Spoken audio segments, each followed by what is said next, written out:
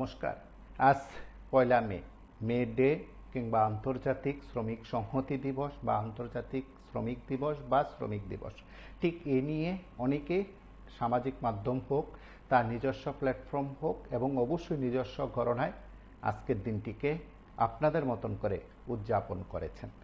ত্রিপুরার প্রেক্ষাপটে আজকের দিনটি একটু অন্যরকম।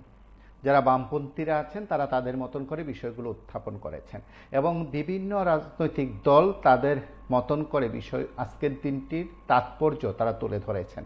শ্রমজীবী অংশের মানুষকে শুভেচ্ছা জানানো, শ্রমিকদের শুভেচ্ছা জানানোর পাশাপাশি এই দেশের শ্রমজীবী অংশের মানুষ এবং শ্রমিকরা কেমন আছেন তারা তাদের মতন করে কথা বলেছেন, তারা তাদের মতন করে প্রতিক্রিয়া ব্যক্ত করেছেন। সিপিআইএম ছাড়াও কংগ্রেস তার বিভিন্ন সংগঠন আজকের দিনটিকে তারা তাদের মতন করে উদযাপন করে তারা তাদের প্রতিক্রিয়া কিংবা বক্তব্য রেখেছেন। এই যাত্রায় যাদের প্রতিক্রিয়া আমরা পেয়েছি বা তাদের বক্তব্য আমরা শুনেছি বা আমাদের কাছে তুলে ধরেছেন, সেদিক থেকে এই রাজ্য হোক এই দেশ হোক, শ্রমজীবী অংশের মানুষ, শ্রমিক এবং এই অংশের নাগরিক যারা আছেন তারা ভালো নেই, ভালো থাকতে পারে না। এই মতামত যেমন ছিল ঠিক তেমনি আজকের দিনে দাঁড়িয়ে আরও একটি বিষয়কে উত্থাপন করেছেন বামপন্থীরা এবং অবশ্যই সিপিআইএম। দলের প্রাক্তন পলিট ব্যুরো সদস্য, রাজ্যের প্রাক্তন মুখ্যমন্ত্রী মানিক সরকার আগরতলা একটি কর্মসূচিতে তিনি বক্তব্য রেখেছেন। মূলত তাকে ঘিরে আজকের এই কর্মসূচির প্রেক্ষাপট কিংবা আলোচ্য বিষয় আপনাদের প্রত্যেককে নিয়ে।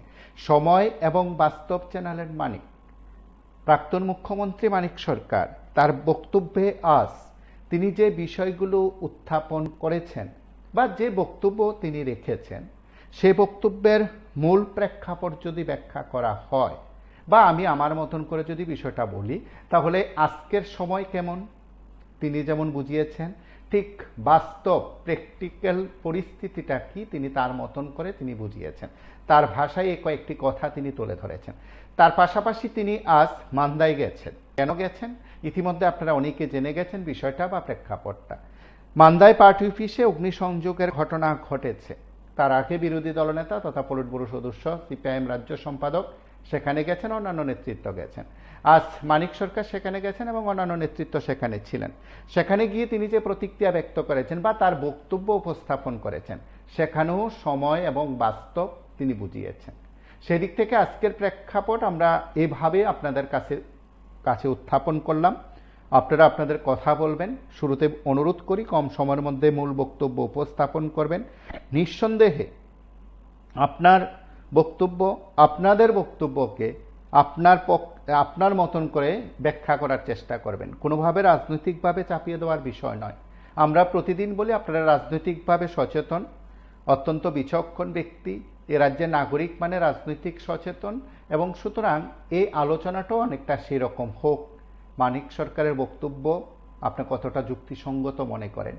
আজকের প্রেক্ষাপট কিংবা সময় বাস্তব বোঝাতে গিয়ে মানিক সরকার যে কথাগুলো বলছেন তাতে কি আপনি সহমত পোষণ করেন? হয়তো অনেকে বলবেন যে এখনো তো শুনিনি। না, আমরা আমাদের মাধ্যম থেকে মানিক সরকারের বক্তব্যের কিছুটা অংশ শুনিয়েছি। আমরা মান্দায় গেছেন মানিক সরকার, এতটুকু পর্যন্ত যা ছিল আপনাদের প্রত্যেকের কাছে জানা। সেখানে কি প্রতিক্রিয়া ব্যক্ত করেছেন আমরা একবার শুনবো।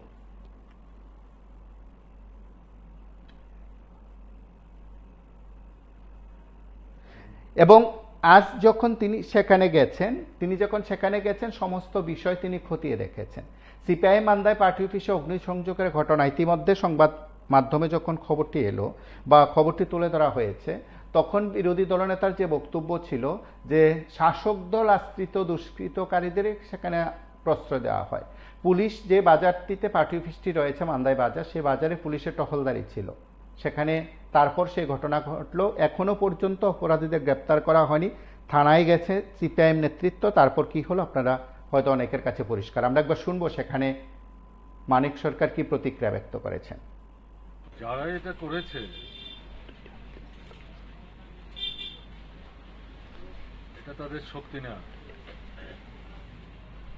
দুর্বলতা। 7.5 বছর যাবৎ সরকার চালিয়ে জনগণের মধ্যে তাদের সমর্থনের ভিত্তি বাড়াতে পারছে না, বরং কমছে। উপজাতি অনুপজাতি উভয়াংশের মূল কারণ জনকল্যাণে তাদের ইতিবাচক কোনো কর্মসূচি নেই। প্রশাসন, সরকার মানে দুর্নীতিতে জড়াজড়ি করে চলছে। অনাহার বাড়ছে, অর্ধাহার বাড়ছে, কোথাও কোথাও সন্তান বিক্রির ঘটনাও ঘটছে, কাজের সন্ধানে বাইরে যাচ্ছে, সেখানে গিয়ে কেউ কেউ মারা যাচ্ছে, মৃতদেহ ফিরিয়ে আনতে পারছে না। হাসপাতালে ডাক্তার নাই, নার্স নাই, স্বাস্থ্যকর্মী নাই, মানে সংখ্যা কম। ঔষধ হাসপাতাল থেকে পাওয়া যায় না, সবকিছু বাইরে থেকে রুগীকে কিনে দিতে হয়। স্কুলে মাস্টারমশাই সংখ্যা খুব কম, ক্লাসই হয় না ঠিক মতো। গতকালকে মাধ্যমিক দ্বাদশ মানের পরীক্ষার ফল প্রকাশ হয়েছে, আমি দেখে আসছিলাম। এর আগের বছরের যে ফল তার চেয়ে ভালো হয়নি, বরং কোনো কোনো ক্ষেত্রে খারাপ হয়েছে। স্কুলে যদি মাস্টারমশাই না থাকে, ক্লাস যদি নিতে না পারে, পড়াশোনা যদি না হয়, তাহলে ফলাফল কি করে ভালো হবে? রেগার কাজ এটা গড়ে 85 থেকে 95 দিন হতো, এটা নেমে এখন 30-32 দিনে এসছে। মাসের পর মাস কাজ করে মজুরি ঠিক সময় পায় না। যখন পায় তখন টাকা তুলতে গেলে পর সেখানে মণ্ডলের লোকরা ঝাপটে পড়ে ওখান থেকে টাকা নেওয়ার চেষ্টা করে। সরকারের অন্যান্য যে উন্নয়নমূলক দপ্তরগুলো আছে, কৃষি আছে, গ্রাম উন্নয়ন দপ্তর আছে, বন দপ্তর আছে, উপজাতি কল্যাণ দপ্তর নমস্কার, কে আছে, বলছেন? মৎস্য আছে, পশুপালন। হ্যালো, হ্যাঁ, হ্যাঁ বিনোদিনী থেকে বলছি। হ্যালো। আশিস সালে গঙ্গাকে বলছে।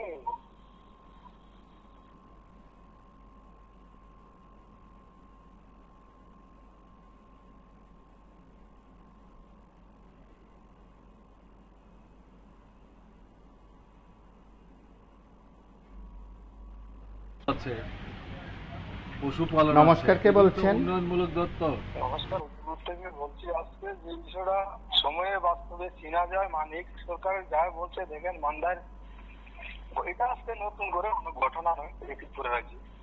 পার্টি বিষ ও অগ্নিসংযোগ করা, বাড়িঘর ভাঙছে, সেটা নতুন বিষয় নয়, কারণ 7 বছরে তাদের প্রতিনিয়ত চলছে। কিন্তু সেটা করে কিন্তু মানুষকে বামপন পার্টিকে দাবিয়ে রাখা যায় না, কারণ তাদের আস্তে আস্তে যদি তারা 7 বছরে যদি মানুষের ক্লিয়ার করতে পারতো, তাহলে আক্রমণ করার কথা ছিল না। এটা করার কারণ হলো মানুষকে কি বলবো, মানুষকে এটা দাবিয়ে রাখা, মাধ্যমে রাখা, সেটা হলো আসলে বাস্তব। কারণ 7 বছর সরকার চলাকালীন যদি এই ধরনের ঘটনা এখনো করে যায়, তাহলে সরকারের প্রশাসনের কত দুর্বলতা রয়েছে। কিন্তু নতুন করে যে ঘটনা ঘটলো, প্রতিবিশ শুনলো, মানুষ আক্রমণ করলো, সেটা দিয়ে কিন্তু আজকে পয়লা মে আন্তর্জাতিক শ্রমিক সংহতি দিবস সারা ভারত পৃথিবীতে আজকে মহান দিবসটাকে একটা ছুটি ছিল। বামপন্থের আমলে থেকে সরকার আশা করে ছুটিটা তুলে দিল, কারণ একটা শ্রমিকের 8 ঘন্টা কাজ, 8 ঘন্টা 8 ঘন্টা ঘুম। আসলে সরকার আসার পর থেকে কিন্তু তাদের যে প্রশাসনের দুর্বলতার কারণে আজকে সাহায্য যে ধরনের ঘটনাগুলি ঘটে যাচ্ছে। কিন্তু তাহলে যদি সরকার যদি পদক্ষেপ গ্রহণ করতো, তাহলে কিন্তু এরকম পার্টির বিষয়ে আক্রান্ত হওয়ার কথা না, সাধারণ মানুষও আক্রান্ত হওয়ার কথা না। যারা হয়েছে সর্বক্ষেত্রে কি করবে সরকার সম্বন্ধে, কারণ আগামী দিনে মানুষ তাদের যে মিথ্যা প্রতিশ্রুতি গুলা দিয়েছে, সেটা আসলে মানুষ এখন বুঝে গিয়েছে। কারণ কালকে অনেক আলোচনা হয়েছে, কারণ মানুষ স্বচ্ছতার সাথে চাকরি পাচ্ছে, কিন্তু বলছে কিন্তু তাদের যেতে হয় না। আমরাও চাই ত্রিপুরার যে সরকারের মানুষ পার্টির বিষয় না দিয়ে তাদের কথা অনুসারে টাকাতে কর্মসংস্থান, তো সেটাকে আমরা সাধুবাদ জানাবো। দেখা দিয়েছে সেই চাকরিগুলো আন্দোলনের মাধ্যমে দিয়ে সরকার দিতে বাধ্য হয়েছে। তার মধ্যে ডিআরবিপি বলুন, পুলিশ বলুন, যারা ডিপার্টমেন্টের মধ্যে দিয়েছে, সেটা কিন্তু চাকরি দিয়েছে, বেকাররা দিয়েছে, সেটাকে আমরা সাধুবাদ জানাই। কিন্তু পার্টির বিষয়ে যেতে হয় না, সেটা কিন্তু চাকরির জন্য না যেতে পারে, কিন্তু সমস্ত কিন্তু ক্ষেত্রে কিন্তু মন্ডল ছাড়া কোনোটাই হয় না, এমএল ছাড়া কোনোটাই হয় না, সর্বক্ষেত্রে। কিন্তু তাদের কথায় কিন্তু সবসময় বড়, কারণ তারা যায় বলে রাজ্যের মানুষ ভয়ে শুনছে, বুঝে যাচ্ছে। কারণ রাজ্যের মানুষ বুঝবে আগামী দিন এই রাজ্যের মানুষের শান্তি সম্পত্তি এবং উন্নয়নের ক্ষেত্রে রাজ্যের মানুষের কতটুকু অগ্রগতি হয়েছে সেটা আগামী দিন মানুষ বিবেচনা করবে। আর একটা কথাই বলবো, ত্রিপুরা রাজ্যে বামপন্থী 2018 সাল থেকে 2025 সাল পর্যন্ত, 18 থেকে এখন পর্যন্ত দাবিয়ে রাখতে পারবে না যে তুই ভারী ভাঙচুর করুক, পার্টি আক্রমণ করুক, আমার বাগান কাটুক, গাড়ি ভাঙচুর করুক, কিন্তু দাবিয়ে রাখা যাবে না মানুষ আরো যুদ্ধার বামপন্থী যারা সমর্থন বামপন্থীকে ভালোবাসে তারা কিন্তু যুদ্ধার আন্দোলন আগামী দিন আরো করবে। সেটা আপনারা দেখবেন, আপনারা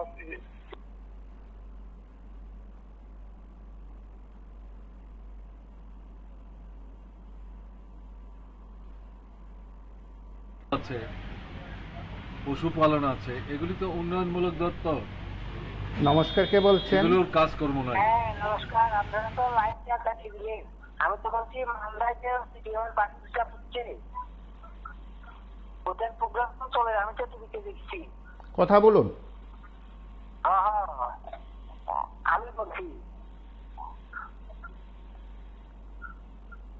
আমি যখন কথাটা শুনলাম যে মামলায় যে সিটিএমের পার্টিটা পুরো দেখে 80 সালের কথাটা বললাম, 80 সালের বামপন্থী কি করছে, 1980 সালের কথা বলুন। যে মামলাতে হিন্দুদেরকে যখন প্রথমটা মুখ্যমন্ত্রী ছিল তখন যে হিন্দুদেরকে খেটে খেটে ফেটে ছিল, তখন সিপিএমের কাটিবেশ করে দিচ্ছে, আমরা তো টিভিতে দেখছি। আমি ফোন করছি, লাইনটা কেউ কেটে দিলে।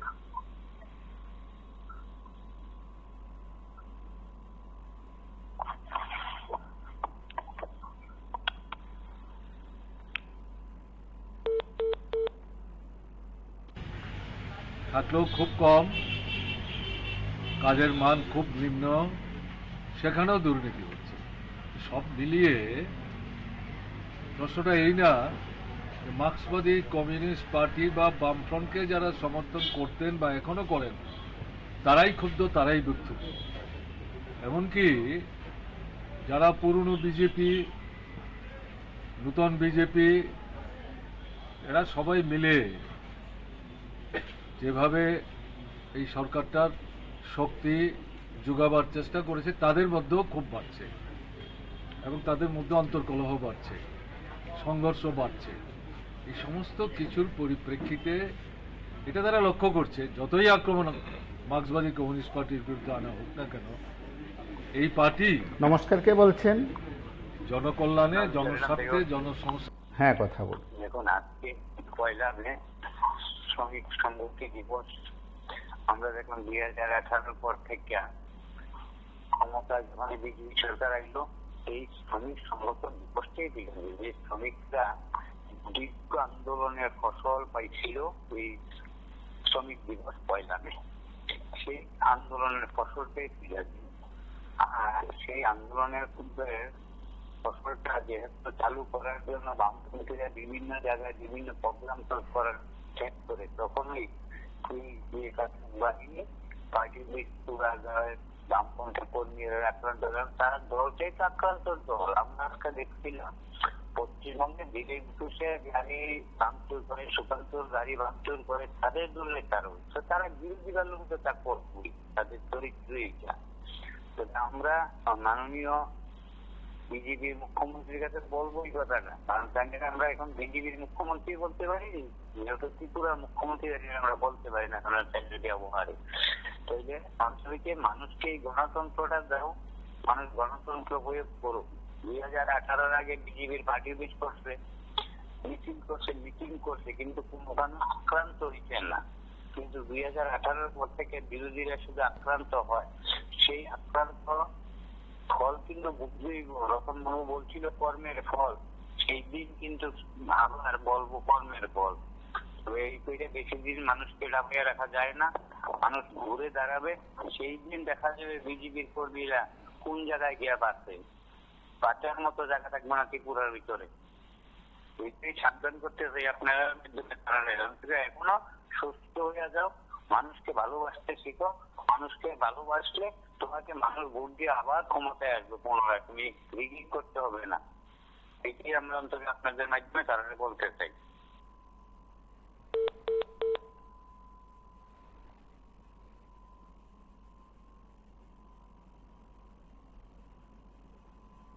স্বার্থে জনসমস্যা সুরার প্রশ্নে এরাই লাল ঝান্ডা নিয়ে সারা ত্রিপুরায় লড়াই করছে, এমনকি মালদায় করছে।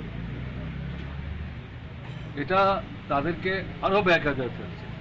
ওরা এই পরিস্থিতিতে নিজেরা যখন মানুষ জড়ো করে নিজেদের দুর্বলতা থেকে বেরিয়ে আসবার জন্য সরকারের তরফ থেকে কার্যকরী ইতিবাচক কোনো পদক্ষেপ নিতে পারছে না, বরং আরো বেশি মাত্রায় দুর্নীতি হচ্ছে, সেই পরিস্থিতিতে তারা মনে করছে এই যে অফিস যদি পুড়িয়ে দেওয়া যায়, বসার জায়গা যদি বন্ধ করে দেওয়া যায়, এই যে ক্রমে ক্রমে মানুষের পার্টির ডাকা যে সভা সমাবেশ মিছিল, এটা ঠিক ভয় ভীতির কারণে হাজার হাজার মানুষ আগের মতো হয়তো আসতে পারছে না, কিন্তু সমর্থন আছে, কিন্তু এখন অংশগ্রহণের সংখ্যা বাড়ছে। আমি শুনছিলাম এর আগেও এই পার্টি অফিসে অগ্নিসংযোগ করা হয়েছে। গতকাল যেটা হলো এটা নিয়ে 6 বার, এর আগে একবারও অগ্নিসংযোগ করা হয়েছিল। নামটাম মুছে যারা আগুন টাগুন লাগালো তারা তাদের দলের নামটামও লিখেছে, কিন্তু সেই সময়ে মান্দাই বাজারে মানুষের মধ্যে প্রতিক্রিয়া ছিল না, ঘটনা তা না, কিন্তু এই যে দলবদ্ধভাবে এসে দেখা, ঘৃণা প্রকাশ করা, নিন্দা করা, সেটা তুলনামূলকভাবে কম ছিল। কিন্তু গতকাল কাউকে ডাকতে হয়নি, আমাদের লোকরা গিয়ে গিয়ে তাদেরকে বলেনি দেখে যান এসে আমাদের পার্টি অফিসে তারা কি কাণ্ড করেছে। সব ধরনের মানুষ এসছে, এমনকি রাজনীতিগতভাবে যারা হয়তো আমাদের সমর্থন করে না, তারাও এই জিনিসকে সমর্থন করতে পারছে না। আমি এই কারণে বলছিলাম এটা শক্তি না, এটা দুর্বলতার লক্ষণ। তারা যদি মনে করে যারা এই কাণ্ডটা করলো, এবং আমার তো দেখে যা মনে হলো এটা পূর্ব পরিকল্পনা তো নিশ্চয়ই, এবং সময় নিয়ে পরিকল্পনা করে ভালো করে দেখে শুনে যারাই করুক তারা আমাদের অফিসে আসা যাওয়া হয়তো করেছে, না করলে পরে রুম টুম কোথায় কি আছে না আছে এগুলি তারা আইডেন্টিফাই করতে পারত না। দালান বাড়িতে আগুন লাগালে পরে চট করে সব জিনিস নষ্ট করা যায় না। এটা করার জন্যে যে প্রস্তুতি তারা নিয়ে এসছে, চটের থলি, তাতে পেট্রোল ঢেলেছে, তারপরে গাড়ির টায়ার এগুলি নিয়ে এসছে, এনে মানে ধরে ধরে রুমগুলিতে আগুন লাগিয়েছে। এবং তারা এটা বুঝতে পেরেছে এই আগুনটা যে উদ্দেশ্যে লাগাচ্ছে পুড়ে ছাই করে দেওয়ার জন্য, এটা স্বল্প সময়ের আগুনে হবে না, এর জন্য সময় লাগবে, কাজে সেই ধরনের প্রস্তুতি নিয়ে এসছে। তো যাই হোক, তো এটা তো যারা করেছে, যেই 30-32 জন এসেছিল, কিন্তু মান্দাইয়ের লোকও আছে, জিরানের লোকও আছে, চম্পকনগরের লোকও আছে, তাদেরকে রাজনীতিগতভাবে পরিচালিত করেছে, সংগঠিত করেছে, তাদের মাথায় এটা ঢুকিয়েছে। তাদের নেতৃত্বের মধ্যে ভয় ভীতি আরেকটি কাণ্ড। একটা অফিসও জিরানিয়া মহকুমার কোথাও নাই, জিরানিয়া বাজারে তারা পার্টি অফিস খুলতে পারে না, মান্দাইয়ের অফিসটা এরপরে কি করে থাকে। এবং এখন বরং উল্টো দেখছে, এখানে মহকুমার সম্মেলনও হয়, এই অফিসে ভিড় বাড়ছে, এখানে মহকুমা কমিটির সভাও হয়, নতুন নতুন মানুষও আছে। সব মিলিয়ে তারা মনে করেছে এটাকে শেষ করতে পারলে পর বোধহয় এই সমস্ত দিক থেকে যে তাদের যে বিচ্ছিন্নতা, এটা থেকে তারা রেহাই পাবে, বেরিয়ে আসতে পারবে। এটা ভুল, এটা তারা পারবে না। বরং এই ঘটনা করে তারা আরো জনগণের মধ্যে ঘৃণার পাত্র হয়েছে, ঘৃণা কুড়িয়েছে, মানুষের খুব বিক্ষোভ তারা এখানে লক্ষ্য করতে পেরেছে। এবং এই অফিস টফিস পুড়িয়ে মার্ক্সবাদী কমিউনিস্ট পার্টিকে দমিয়ে রাখা যাবে না। তাহলে তো গত 18 নির্বাচনের পরে মাস তিনিকের মধ্যেই তো আক্রমণগুলি সংঘটিত করেছে। আমাদের রাজ্য কমিটি অফিস থেকে আরম্ভ করে কোথায় অফিস তারা আক্রমণ করে, লুট করেনি। এবং আমাদের সাধারণ যারা সমর্থক, তাদের দোকানপাট বন্ধ, লুটপাট, অগ্নিসংযোগ, পুকুরে বিষ ঢেলে দেওয়া, রাবার গাছ কেটে ফেলা, মাঠ থেকে ফসল তুলতে না দেওয়া, ফসল তুলে বাজারে নিয়ে যেতে বিক্রি করতে না পারে, এত কোনো কিছু বাদ রাখেনি। অটো রিক্সা থাকলে পুড়িয়ে দিয়েছে, টমটম থাকলে নষ্ট করেছে, গাড়ি নিয়ে বেরোতে দিচ্ছে না, দোকান খুলতে দিচ্ছে না। এই সমস্ত কিছু করার মধ্য দিয়ে তারা যে চেষ্টাটা করেছিল, পারেনি তো আমাদের আটকে রাখতে। যদি পারতো তাহলে 23-এর নির্বাচনে তো এই কাণ্ডটা তাদের করতে হয় না। 23-এর নির্বাচন আসন কমলো, নমস্কার, কে বলছেন? তীব্রামথা বাঁচিয়ে দিয়েছে। দেখুন, মানিক বাবু বললেন বাদ হচ্ছে না। ত্রিপুরা রাজ্যে মানিক বাবু যখন চিফ মিনিস্টার হলেন তখন ত্রিপুরাতে কিন্তু দুর্দশা দেখা দিচ্ছে। ওনারে মানে চিফ মিনিস্টার বানানো বা আমরা যে ভোট দিলাম ভোটের কোনো মূল্যবোধ তিনি রাখেন না। ওনার সময়ে ত্রিপুরা রাজ্যের নেগোসিয়েশন যেটা এটা ওনার সময় আরম্ভ হয়েছে। ত্রিপুরাতে কমপক্ষে 1000 কোটি টাকা তোলা হয়েছে। সিপিডব্লিউডি, ওএনজিসি, পিডব্লিউডি, নেপকো 1000 কোটি টাকার থেকে বেশি টাকা তোলা হয়েছে এই নেগোসিয়েশনের পয়সা। টাকাটি কোথায় গেছে? টাকা তো তোলা হয়েছে নেগোসিয়েশন যে করা হয়েছে, দুর্নীতি যে হয়েছে, সরকারি টাকা তোলা হয়েছে, এটা তো আপনি অস্বীকার করতে পারতেন না, আমরা অস্বীকার করতে পারতাম না। মানিক বাবু দুর্নীতির কথা বলেন যে বিজেপি দুর্নীতি করছে, বিজেপি দুর্নীতি না, দুর্নীতি আরো বেশি খারাপ করছে। কারণ এরা থেকে একটু শিক্ষা বিজেপির চিন্তাধারাটা একই চিন্তাধারা। RSS যে চিন্তাধারা কাজ করছে মানিক বাবু তারা এই একই চিন্তাধারা কাজ করছে। আপনি বলেন তো এই যে সংবিধানটা লিখছিল কি কারণে বাদ দেওয়া লিখছিল, সবার জন্য তো সমান অধিকার কথা আছে। তাহলে তারা একটা চুরি, এই যে চুরি ডাকাতি হারমাদি করলো, খাওয়ার আয়া সরকারি টাকাগুলি হাফিজ করলো, চাকরি বিক্রির নামে টাকা হাফিজ করলো, এই কাজগুলি তারা ভালো করলো।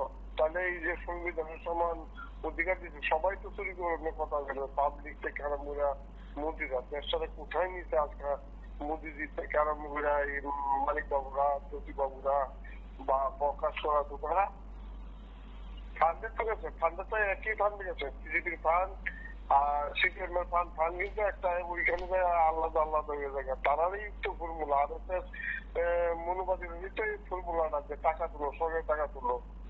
আজকাল টাকা তুলতে গিয়ে ভারতবর্ষের অবস্থা কত করছে? 170 লক্ষ কোটি টাকা, 170,000 কোটি লক্ষ টাকা ঋণে বানাইছে মোদী সাহেব, দেখলাম একটা পেপারে।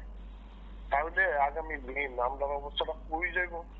তখন তো এই বংশন করে চালাই যেতেছে, এই ঋণের উপরে চালাই যেতেছে। তাহলে ভারতবর্ষটা কি অন্যের হাতে তুলে দিতেছে না? হয়তো অন্যের হাতে তুলে দেবো, না হলে আমরা মেরে নেব, অবাধে তাহলে মেরে নেব, ত্রাস সৃষ্টি করবো। এই RSS মনোবাদী যতদিন রাজত্ব করবো আর মানুষের ভুল, এটা এদের দোষ নেই। কারণ এদের তো এটা দেশটাকে শোষণ করা, অত্যাচার করা, দেশে অত্যাচার করা। কিন্তু আমরা তাদের বুদ্ধি কেন, তাদের বিরুদ্ধে আমরা লড়াই করি না কেন? মানিক বাবু তারার মতন লোকেরা জায়গায় আর মুখ্যমন্ত্রী তো নিজের স্বার্থের জানি ওনার ব্যক্তিগত কিছু করছে না, এটাও সত্যি কথা। মোদির ব্যক্তিগত করছে না, কিন্তু স্বার্থের লেগে লুভে লালুজে আইএস করার লেগে এই কাণ্ডগুলি করছে।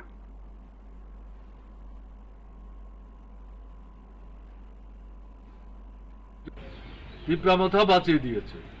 বিশ্বাসঘাতক, প্রতারক, এখন তারাও বিচ্ছিন্ন হচ্ছে। বিজেপি যেমন বিচ্ছিন্ন হচ্ছে, তীব্রামথাও বিচ্ছিন্ন হচ্ছে, হবে তো। নমস্কার, কে বলছেন?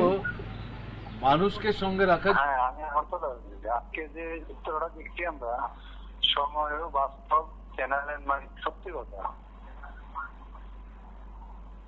এই যে মান্দায় যে ঘটনা হয়, এটা শুধু এটাই না, সারা ত্রিপুরা রাজ্যে বিজেপি যে দুর্বৃত্তরা আছেন, ত্রিপুরা যে পার্টি অফিস আছে, সমর্থকদের মাঝে একটা ডেপুটেশন দিতে যাচ্ছে, ওনাদেরকে আটকাচ্ছে, এমনকি রক্তদান শিবির অ্যাটাক করছে। এইটা কি তাদের নীতি নাকি? এগুলি কতদিন চলবে? সবাই একটা শেষ আছে, এরপর কি হবে? যারা করাচ্ছে তারা তো বাড়িতে ঠান্ডা করে বসে থাকবে, আর যারা করছে তারা বিপদে পড়বে। তখন তারা ঠান্ডা করে লোক তাদেরকে বাঁচাবে না। এটা যারা করছে তাদের উদ্দেশ্যে বলছি, ধান শান যদি সবাই উদ্দেশ্যে বলছি, এগুলি করবেন না, যারা এগুলি করবেন না।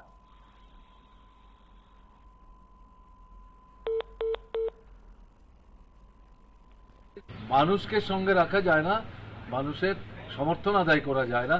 যাদেরকে প্রতিহত করার চেষ্টা করছে তারা মানুষের মধ্যে আছে, তো ঝান্ডা নিয়ে মানুষের দৈনন্দিন সমস্যা সুরাহা সমাধানের জন্য লড়াই করছে, সরকারের দৃষ্টি আকর্ষণ করছে, চাপ সৃষ্টি করছে। কাজে যারা এগুলো করেছে তাদের এটা জানা থাকা দরকার, বোঝা দরকার যে এটা করে তারা কমিউনিস্ট পার্টিকে আটকাতে পারবে না।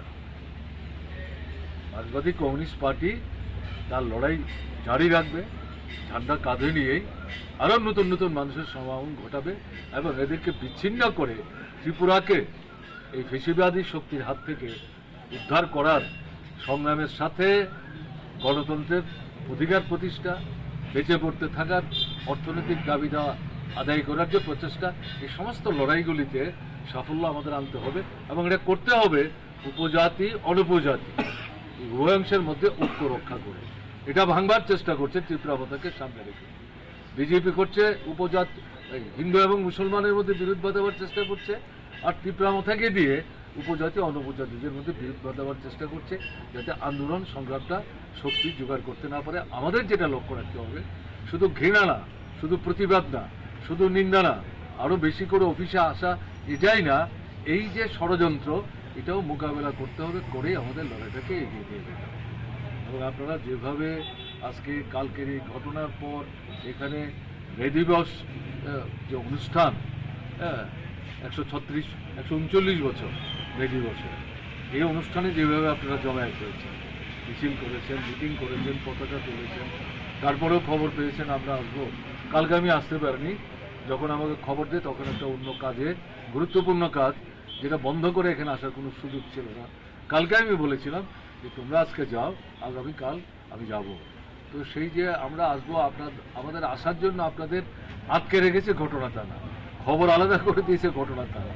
আপনারা সবাই শুনেই কিন্তু এখানে অপেক্ষা করছেন আমাদেরকে স্বাগত জানানোর জন্য এবং এই প্রতিবাদের যে বহিঃপ্রকাশ, তাতে আরেকবার আপনারা অংশগ্রহণ করার জন্য আপনাদের আমি অভিনন্দন জানাচ্ছি। বান্দাই একটা লড়াইয়ের জায়গা, কি ষড়যন্ত্র এখানে হয়নি এই অতীত আমি এখানে ঘাটাঘাটি করতে চাইছি না। সারা ত্রিপুরার মানুষ জানে, বান্দাইয়ের মানুষ জানে। বামফ্রন্ট সরকার সেই বান্দায় যাকে শ্মশান করে দিয়েছিল, সেখান থেকে কিভাবে তাকে উদ্ধার করেছিল জানে। বান্দাইয়ের মাথা নত করে নিয়ে অতীত এই সমস্ত কাণ্ড কারখানা যারা করছে তাদেরও জেনে রাখা ভালো, বান্দাইয়ের মাথা নোয়াতে পারবে না। সর্বোপরি মার্ক্সবাদী কমিউনিস্ট পার্টির লড়াইকে তারা কোনো মতেই প্রতিহত করতে পারবে না। এই দৃঢ়তা নিয়ে আপনারা এগিয়ে যাবেন, এই বিশ্বাস নিয়ে আপনারা এটা একটা অন্য তাৎপর্য নিয়ে এখন আমাদের সামনে উপস্থিত হচ্ছে।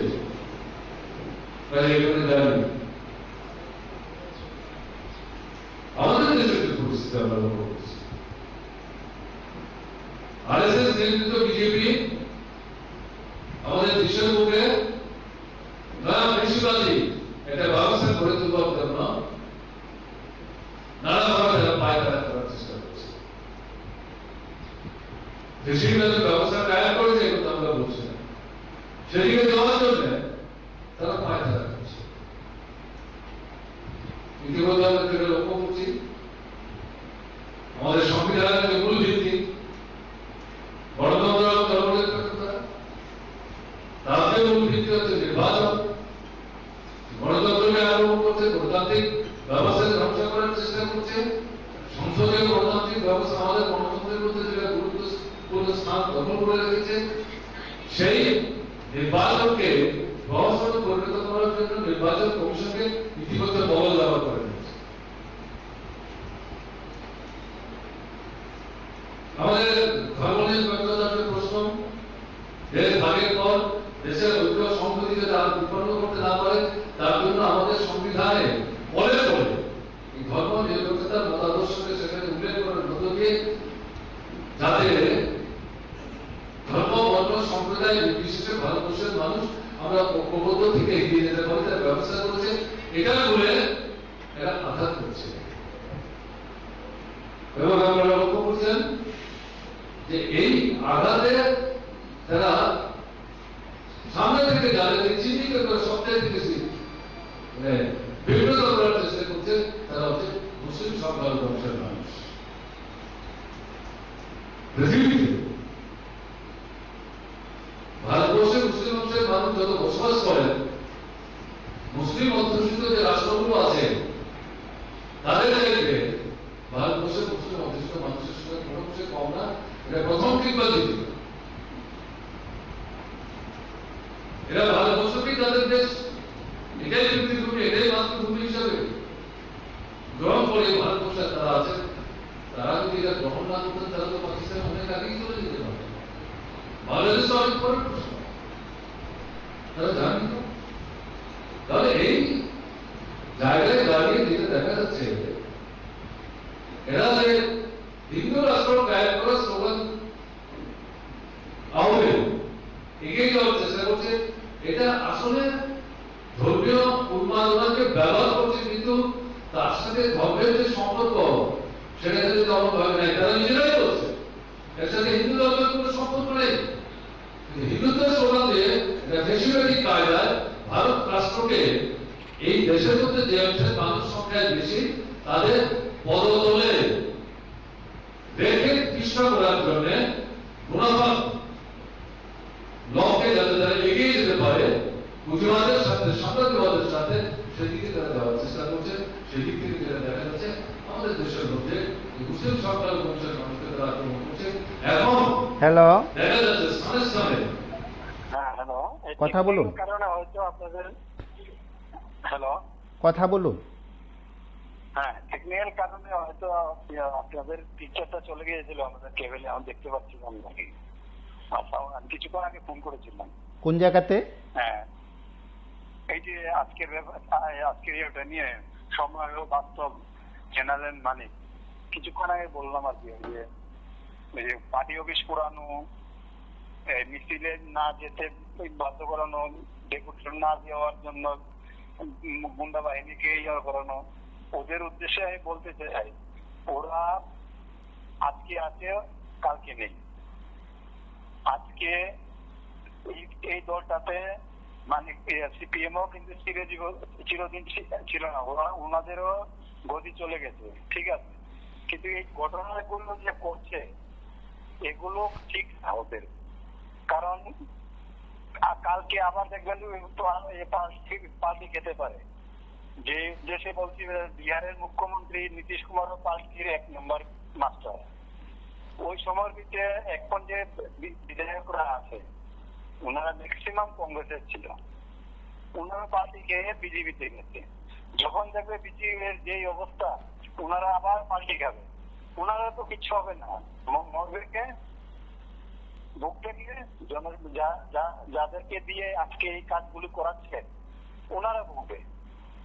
তাই জন্য বলতে চাই ওনাদেরকে, আমার ভাই বন্ধুদের বলতে চাই, এই ধরনের প্ররোচনায় পা দিয়েন না আপনারা। আজকে মানদাই হয়েছে, কালকে মানদাই হয়েছে, এখানে পশু আর কেন হবে, আপনারা এগুলো করবেন না। আপনাদের উদ্দেশ্যে আমি এইগুলি বলতে চাই, চিরজীবন কেউ থাকে না, পার্টি একটাই নাম নীতিশ কুমার। এই জিনিসটা বলে মানে জেনে আপনারা কাজ করবেন। নমস্কার।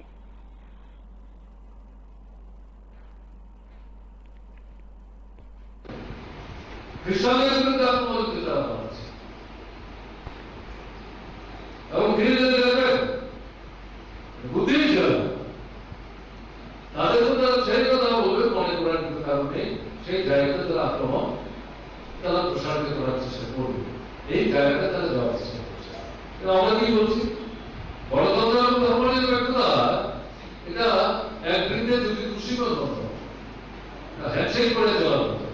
গণতন্ত্র বাদ দিয়ে ধর্মনিরপেক্ষতা, ধর্মনিরপেক্ষে বাদ দিয়ে গণতন্ত্রটা দুটো একসাথে মিলে যদি আমরা অগ্রসর হতে পারি তাহলে আমাদের গণতন্ত্রের ভিত্তিতে শক্তিশালী হতে পারে। দুটো জায়গায় এবং সংবিধান যদিও শ্রেণী বিভক্ত, রাষ্ট্রের নিরপেক্ষতা বলে কিছু নেই।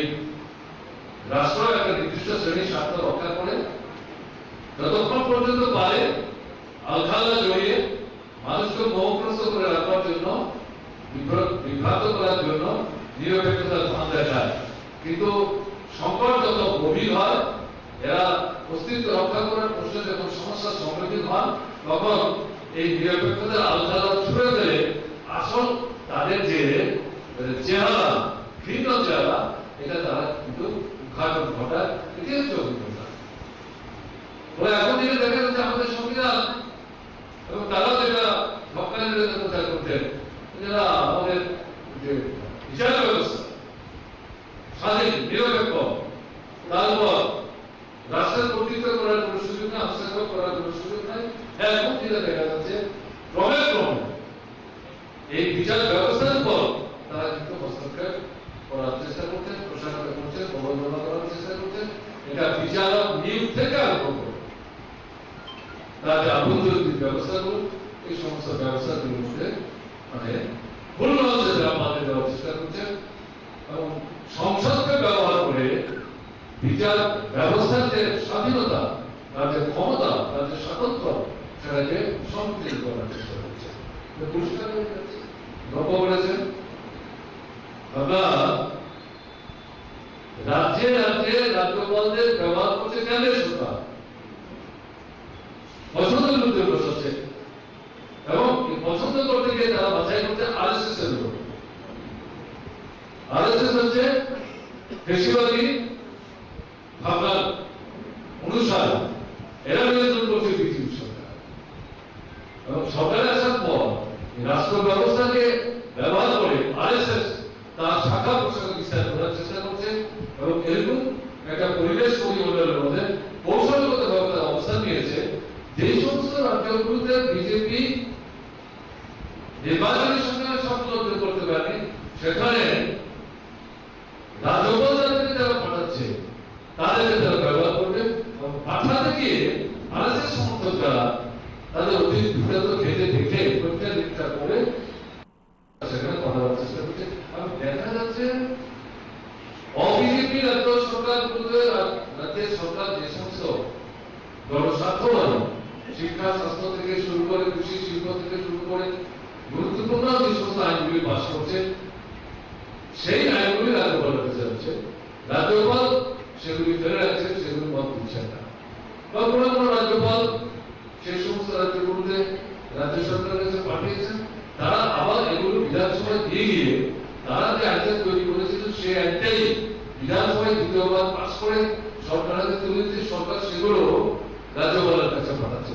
এবং আমাদের দেশের সংবিধানের বক্তব্য হচ্ছে একবার বিধানসভায় আইন পাস করে রাজ্যপালের কাছে অনুমোদনের জন্য পাঠালে পর রাজ্যপাল যদি ফেরত পাকে এগুলো পরীক্ষা করার কথা বলে আবার যদি এটা বিধানসভায় নিয়ে সেই আইনটাই একইভাবে পাস করা হয়, তাহলে পরে রাজ্যপালের এই আইনটার উপর চেপে বসে থাকার কোনো সুযোগ নাই, কোনো অধিকার নাই, নিজেকে তার স্বীকৃতি দিতে হবে। তারপরেও যদি তার মধ্যে কোনো প্রশ্ন থাকে, তাহলে বেশি দিন এই আইনটাকে আটকে না রেখে রাষ্ট্রপতি দৃষ্টি আকর্ষণ করার জন্য পাঠাতে পারে। এখন দেখা যাচ্ছে আপনার তামিলনাড়ু সরকার, কেরালা সরকার, এমনকি পশ্চিমবঙ্গ সরকার, তাদের এরকম ঘটায় ঘটায় আইন পাস করে রাজ্যপালের কাছে পাঠাচ্ছে, তারা পাস করছে না, তাদের উপর চেপে বসে যাচ্ছে। এখন এই মামলা যখন এই প্রচার পুঁজিবাদ, সাম্রাজ্যবাদ, তাদের হয়ে যারা লেখালেখি করে কলমচি যারা, তাদেরকে তারা ব্যবহার করে। এখন সোভিয়েত সমাজতান্ত্রিক ব্যবস্থার বিপর্যয়ের পর আমরা যদি হিসাব করে দেখা যাবে এই সময়ের মধ্যে 34 বছর অতিক্রান্ত হয়েছে। সোভিয়েত সময় এর সাথেই তো পুঁজিবাদ সাম্রাজ্যবাদের লড়াইটা, টক্করটা সামনাসামনি হচ্ছিল, এবং সেই সোভিয়েত দেশে সোভিয়েত সমাজতান্ত্রিক ব্যবস্থার বিপর্যয়ের পর গোটা রাষ্ট্র 15টা ভাগে ভাগ হয়ে গেল, সমাজ শক্তি বিপন্ন হবে, এবং প্রায় প্রত্যেকটা নূতন ভাবে রাষ্ট্র সব জায়গায় নূতন ব্যবস্থায় পুনরুত্থান ঘটল, দাসের। এই সময়ের মধ্যে আন্তর্জাতিক পরিস্থিতির দিকে যদি আমরা লক্ষ্য করি, তাহলে পুঁজিবাদ কি মানুষের জীবনের মৌলিক সমস্যাগুলোর সমাধান দিতে পেরেছে?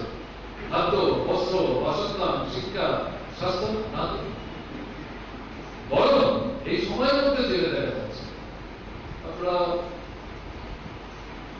শুনছিলেন আমাদের দেশের পরিস্থিতি সম্পর্কে কংগ্রেস সম্পর্ক নানা তথ্য উপস্থিত করে বোঝাবার চেষ্টা করছে। আন্তর্জাতিক পরিষদে যাতে যাই তাহলে কি দেখবো ধনী এবং দরিদ্রের মধ্যে ফারাক বাড়ছে। ধনী সংখ্যা কম, অধিক বৃহত্তম অংশ তাদের হাতে কেন্দ্রীভূত হচ্ছে, দরিদ্র মানুষের সংখ্যা বাড়ছে, না উদার বাড়ছে, বেকার বাড়ছে, মজুরি বাড়ছে না, জিনিসপত্রের দাম বাড়ছে, তাকে নিয়ন্ত্রণ করার কোনো ব্যবস্থা নেই, জীবনযাত্রার মান নিচের দিকে চলে যাচ্ছে। তাহলে এই যে বলা হলো পুঁজিবাদ শ্রেষ্ঠ, তার কোনো বিকল্প নাই, এটাই ভবিষ্যৎ, এর বিরুদ্ধে আন্দোলন করা যাবে না, ভোগ করা যাবে না, এর বিরুদ্ধে আন্দোলন সংগ্রাম চলবে না। চুপ করে থাকবে পর এই সমস্যাগুলির কি করে সমাধান হবে? উল্টো দিক থেকে যদি দেখা যায়, চীন, ভিয়েতনাম, কিউবা, কোরিয়া, এই 4-5টা দেশ সমাজতান্ত্রিক রাষ্ট্র, তারা তো তাদের অর্থনীতি তো পেছন দিয়ে যাচ্ছে না, তাদের তো উন্নতি অগ্রগতি করছে। বিশেষ করে যদি লক্ষ্য করা যায়, চীন এরা তো মার্কিন সাম্রাজ্যবাদের সাথে লড়াই করে তাকে ছাপিয়ে যাওয়ার যে পরিবর্তন তৈরি করে এগিয়ে যাওয়ার চেষ্টা করছে।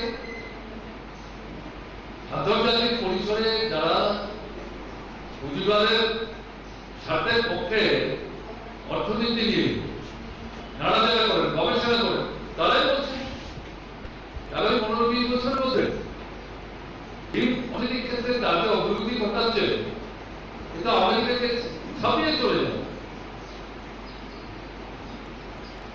শুধু চীনেরই অগ্রগতি ঘটছে, তাহলে কি ভিয়েতনাম পেছিয়ে যাচ্ছে? আপনারা যারা খবর রাখেন তারা দেখেছেন, গতকাল ভিয়েতনামের সংযুক্তিকরণ তার 50 বছর পূর্তি হয়েছে এবং ভিয়েতনামকে ভাগ করেছে মার্কিন সাম্রাজ্যবাদ কৌশল করে। লড়াই করে সেই ভিয়েতনাম অপমত হয়েছে, 50 বছর পূর্তি উৎসব তারা পালন করছে। যে তথ্যাদি তারা উপস্থিত করেছে পৃথিবীর সামনে, তাদের সমস্ত ক্ষেত্রে ভিয়েতনামের অর্থনীতি এগিয়ে চলেছে। উত্তর কোরিয়া, একটাই কোরিয়া, যুদ্ধকে ভিত্তি করে কোরিয়াকে ভাগ করল মার্কিন সাম্রাজ্যবাদ।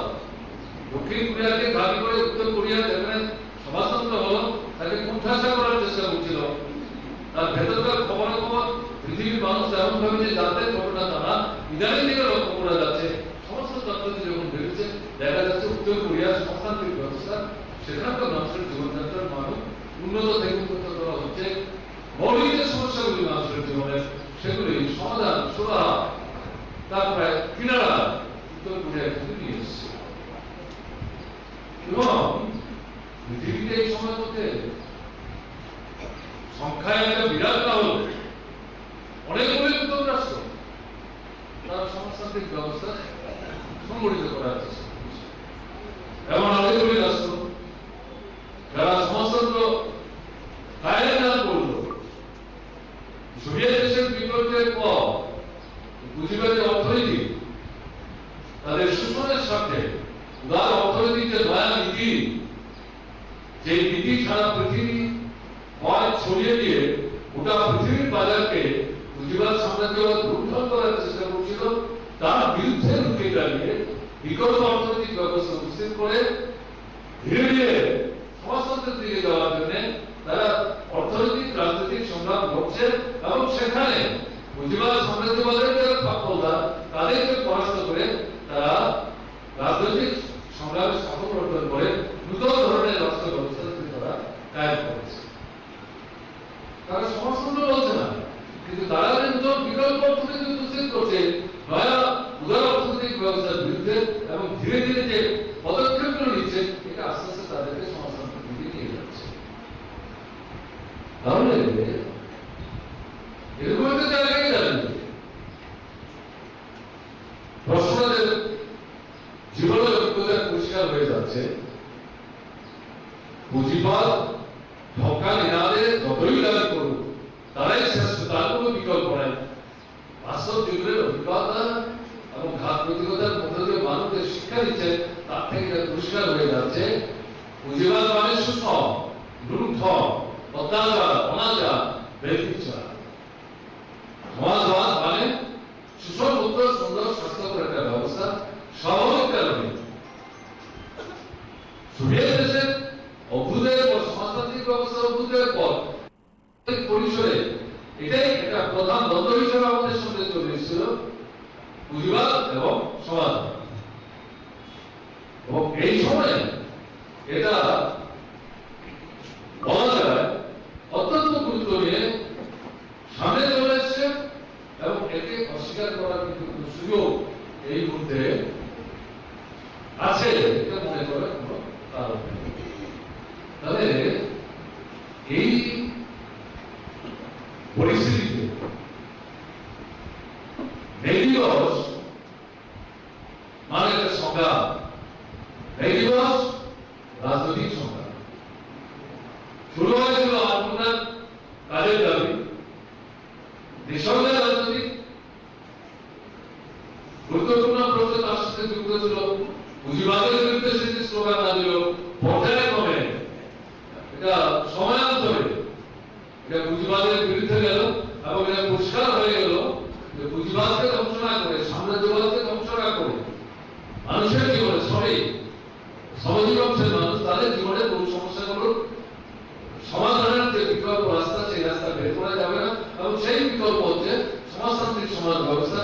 স্বাভাবিক কারণেই মে দিবস এখন একদিকে পুঁজিবাদ, সাম্রাজ্যবাদকে ধ্বংস করার স্লোগানকে সামনে রেখে বিকল্প শ্রেণীহীন শোষণমুক্ত ব্যবস্থা, সমাজতান্ত্রিক ব্যবস্থা পতনের যে সংগ্রাম, সেই সংগ্রামের শপথ নিয়ে এই সংগ্রাম বাস্তবায়িত করার জন্য মানুষের সংখ্যাবদ্ধ করে সামনের দিকে এগিয়ে চলার যে দৃঢ়তা, বলিষ্ঠতা, সেই বলিষ্ঠতা নিয়ে এগিয়ে যাওয়ার প্রত্যেকটা উত্তম স্বপ্ন দেখার দিক হিসাবে কিন্তু এখন আমরা দেখি। এই মার্কেট কর্নারের এই আক্রমণের ঘটনা, যে দাবিকে ভিত্তি করে আন্দোলনকে মাধ্যম করে পরিমণ্ডল। আপনারা শুনলেন সেখানে প্রাক্তন মুখ্যমন্ত্রীর বক্তব্য। সেদিক থেকে আমরা বলছি সময় এবং পরিস্থিতি, সামগ্রিক বিষয়গুলো যখন তিনি তুলে ধরেছেন তার মতন করে, পাল্টা জবাব তার বিপরীত দিক থেকে আসবে কিনা সেটা সময় বলবে। তবে তিনি সামগ্রিক বিষয় উল্লেখ করে সাংগঠনিক ভিত মজবুত করতে চাইছেন, সেদিক থেকে বোধ হয় তার এই বক্তব্য রাজনৈতিক দিক থেকেও তার শিবিরকে উজ্জীবিত করবে। সেই উজ্জীবিত করার বিষয়টা তিনি উত্থাপন করেছেন। সেদিক থেকে আগামী দিনে এই বক্তব্য কিংবা তার দৃষ্টিভঙ্গি, ভাবনা, দিক নির্দেশ কতটা তার দলকে উজ্জীবিত করতে পারে সেটা সময় বলবে। এই পর্যন্তই। নমস্কার, শুভরাত্রি।